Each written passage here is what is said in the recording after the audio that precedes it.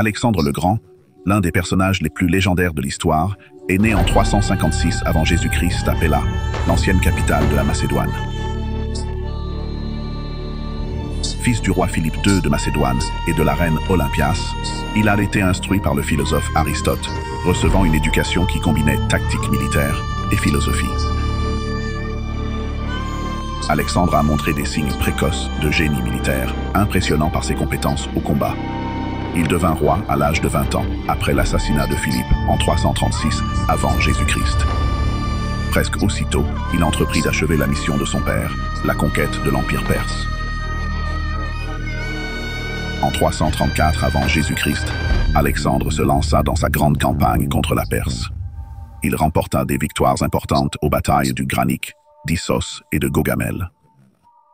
En 331 avant Jésus-Christ, il avait renversé le roi perse Darius III et conquis l'empire achéménide, étendant son règne des Balkans à l'Égypte, et aussi loin à l'est que le sous-continent indien. La campagne d'Alexandre atteignit son point culminant en Inde, à la rivière Hypace, l'actuelle rivière Bias, son armée fatiguée, après s'être battue sur un terrain et sous un climat inconnu, refusa de marcher plus à l'est. C'est fut la limite des conquêtes d'Alexandre. La stratégie d'Alexandre n'était pas seulement la conquête militaire, mais aussi l'intégration culturelle des éléments grecs et orientaux. Il a fondé de nombreuses villes, notamment Alexandrie en Égypte, et a promu la diffusion de la culture grecque à travers son empire. Le voyage de retour d'Alexandre fut marqué par les privations. Il est décédé en 323 avant Jésus-Christ à Babylone, peut-être à cause de la fièvre, d'une intoxication ou d'autres causes, à l'âge de 32 ans.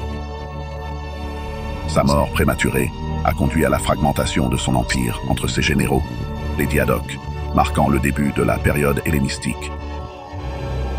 La légende d'Alexandre ne réside pas seulement dans ses succès militaires extraordinaires, mais aussi dans sa vision d'un empire culturellement intégré.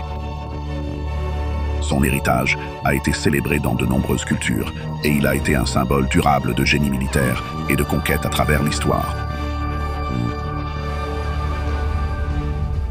Apporté par eHappypedia.